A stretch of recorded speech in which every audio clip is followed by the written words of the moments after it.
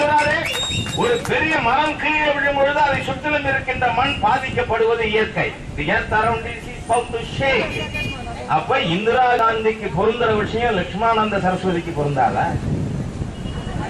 இந்திரா காந்தியால் கூட நேரடியாக அவ்வளவு லட்சக்கணக்கான குடும்பங்கள் பலன் பெறவில்லை.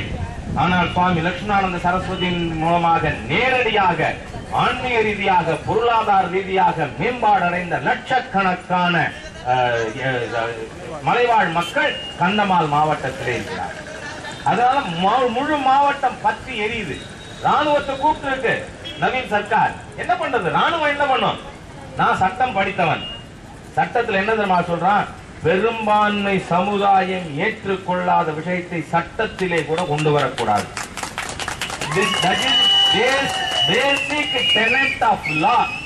என்ன சட்டத்தினுடைய அடிப்படை கோட்பாடு?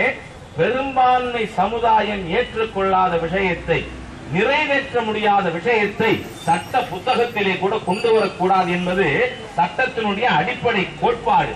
அப்படி இருக்கும் பொழுது ஒரு பெரும்பான்மை சமுதாயம் வெகுண்டு எழுந்திருக்கிறது. எங்கள் வீட்டில் நாங்கள் தெய்வமாக பூசிக்கின்ற ஒரு சன்னியாசியை கொலை பண்ணிட்டான் கிறிஸ்தவன். கிறிஸ்தவ பாதிரிகள் அதற்கு உடன் போயிருக்கான்னு சொன்னா அவன் இப்படி சும்மா இருப்பான். ஆனா அதுக்காக இங்க இருக்கிற கிறிஸ்தவ பாதிரி நம்ம குழந்தைகளை ரோட்ல நிறுத்தி இவன் போராட்டம் நடத்தினா நான் கேட்கிறேன், மானங்கட்ட தமிழக முதலமைச்சர் அந்த கிறிஸ்தவ பள்ளிக்கூடத்தை அரசாங்கம் எடுத்திருக்கணுமா வேண்டாமா?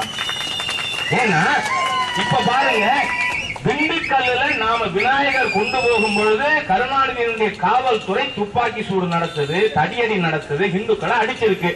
அதனால திங்கட்கிழமை அன்னைக்கு தமிழ்நாட்டில் இருக்கிற எல்லா இந்து நிர்வாக பள்ளிக்கூடத்தை லீவு விட்டா இந்த திருக்கோவளை கருணாநிதி சும்மா இருப்பாரா? இந்துக்களுக்கு ஒரு சட்டம், முஸ்லிமுக்கு ஒரு சட்டம், கிறிஸ்தவருக்கு ஒரு சட்டமா அதுக்கு பேர் மதசார்பின்மையா? இதுக்கெல்லாம் பேர் மதசார்பின்மையா?